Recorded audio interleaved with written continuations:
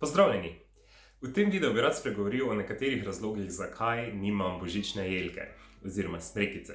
Prvi je ta, da sem jo pozabil kupiti. Ni bila ravno na spisku, ko sem se selil in med stvarmi, ki bi jih naj kupil za novo stanovanje.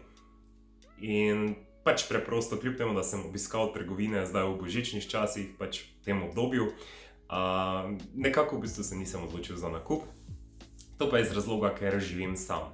In nekako ne vidim potrebe, da bi sam okraševal tole smrekico, iskal primeren prostor v tem novem stanovanju zanjo in nekako se nočem še s tem obremenjevati, pa tudi ni tako veselje. V bistvu lahko si zavrtim muziko, se ga napijem zraven, kakorkoli in potem mogoče okrašujem smrekico.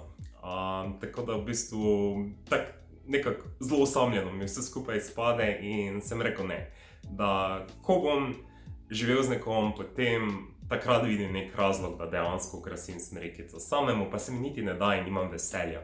Tako da v bistvu sem letos še izkoristil, da sem šel k mojim na večerjo, na predbožični večer in pa potem v bistvu tam pomagal. Nekako letos pri okraševanju smrekice.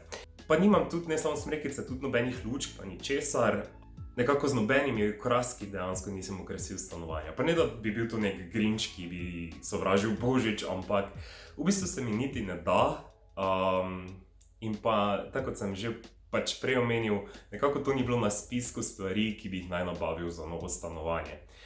Vse še bo prišlo, vse v prihodnosti enkrat tudi pri meni, ampak trenutno res ne vidim nobene potrebe po tem, zdaj ko še živim sam. Se mi zdi, da če sta dva, je to lepše, je to lahko neka tradicija ali način, da nekako preživiš čas skupaj z osebo, ki ti je blizu in v bistvu je to potem neko skupno veselje, ko okrasiš smrekico. Ampak to še vse pride. Sem pa, ko sem se selil, kupil rožo, tako da v bistvu sem prinesel nekaj zelenja dejansko v tole stanovanje, da niso samo bele stene in pa par slik. In to je moja roža.